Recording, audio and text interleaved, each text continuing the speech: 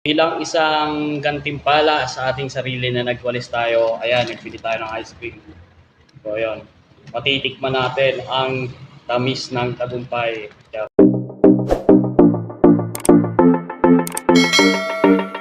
Na naman tayo. Ayan. Bali, tapos na yung ating pagbibigay ng update dito kay Sitaw. So, ayan. Bali, maglilinis tayo sa harap ng ating office. So, ayan. Tara, samahan nyo ako habang hindi pa nag-uulan. Kasi mamaya, baka mag-ulan na naman is ano na naman yung ating mga winalis na mga dahon. Tara mga guys, let's go. Papatayin ko na muna nga pala yung ano dito. Dito. Let's go. So, ayan, medyo mainit na mga guys. Kasi kanina dito nag-ulan. So, tara, samahan mo akong magwalis-walis tayo ng araw. Isang magandang araw nga pala sa ating lahat. And syempre, lalong-lalo na sa mga nanonood ng ating munting vlog ngayon. Kahit puro pagwawalis ang ating iba-vlog ngayon. And syempre, makakatulong din naman ito para sa inyong lahat. At para mapanatili ang kalinisan ng ating kapaligiran. So, ayan. Bali kakatapos ko nga lang dyan magbigay ng updates dito kay Sitaw. So ayan, sa aking mga masugid na subscribers and syempre sa aking mga commenter dyan. Hindi lang din po sa pagbibigay po ng updates ang ginagawa ko po dito sa aking YouTube channel. And syempre nagbibigay din po ako ng motivation para sa aking mga kapwa YouTubers and syempre sa mga subscriber ko po na nanonood dito sa YouTube na maging malakas sa ating kalooban and syempre huwag tayong susuko sa buhay. So ayan, bale lahat ng mga opportunities na dumating man sa atin, it's either will be a lesson or sabihin na natin makakapagpabago sa ating buhay ay kailangan din natin silang i-grab. So ayan po, huwag po sana din tayong maging mapili sa lahat ng trabaho. So ako po ay kagaya ko po ay ako ay grab lang ng grab ng mga opportunities.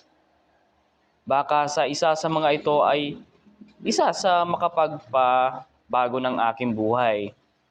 So ayan, kahit ganyan ako, mukhang attorney pa yung suot ko dyan, ay nagwawalis talaga ako. So hindi din po kasi nadadala sa katauhan or sabihin na natin po sa panlabas na anyo ng tao kung ito ba ay mabuti or masama. So ayan po. Kasi ang lahat po ng ugali ng ibang tao is nakatago lamang yan. At hindi po natin yan makikilala kung ano talagang totoong pagkatao ng mga tao. Kaya dapat po ay palaging humble tayo mga guys. And syempre, pagod na naman ako dyan. Ayan. Bali yan nga yung ginagawa ko dito. Pag wala akong magawa or sabihin na natin gusto ko lang maglinis sa labas. So ayan.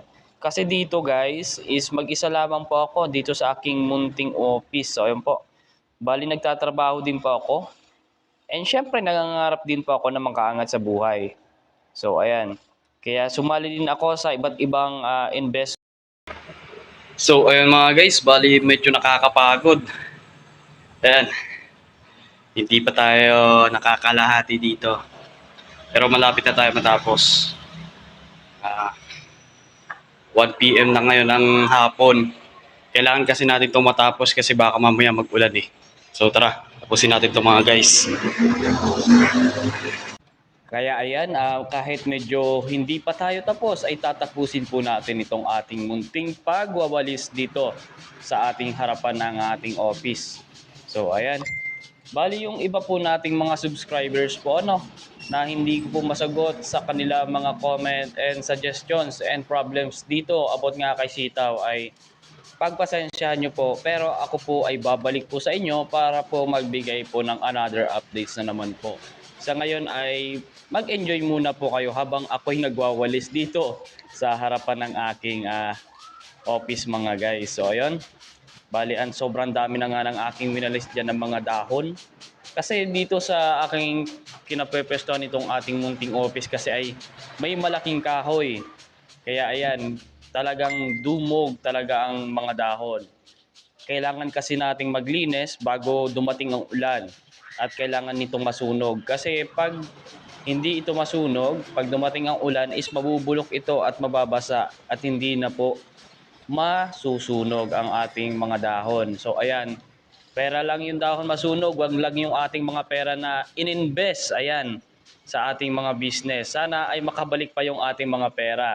So, kagaya ko din ay nagtatry lang din ako magnegosyo. And syempre, gustong-gusto ko din talaga naman magnegosyo.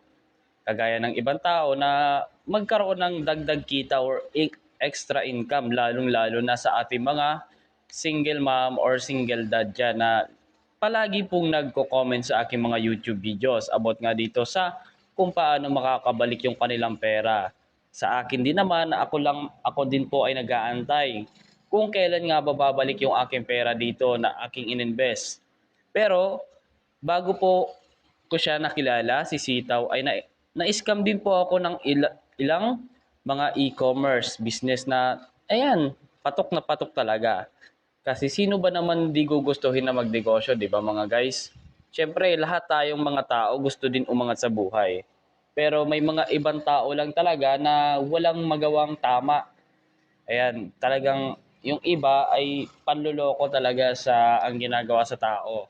At hindi, imbis na makatulong at iangat yung kapwa niya, ay ginagawan pa niya ng masama. Kaya ayun, doon lamang po yung nakakalungkot. At wala tayong magagawa kasi yun na nangyari na talaga. Kaya ang aantay na lang natin ngayon ay kung paano at kailan babalik yung ating pera dito kay Sitaw. So ayun mga guys, bali tapos na tayo magwalis. Ayan, bali yan yung mga winalis natin ngayon. Init, grabing init talaga. Kasi baka mamayang hapon, pag nagwalis tayo mamayang hapon is, ayun, abutan tayo ng ulan.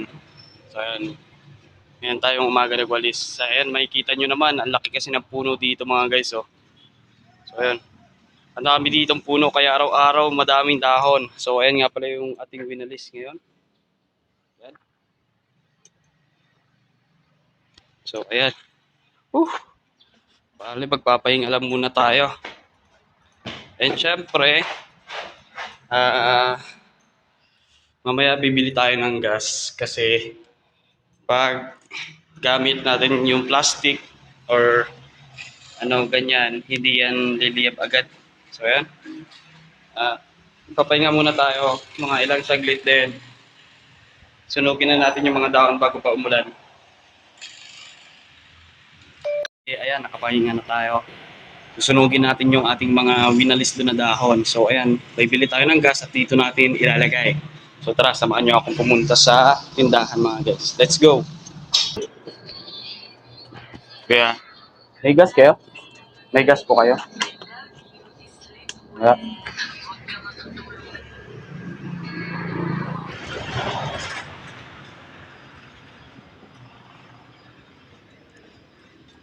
Tao po. May gas kayo ate? Wala po.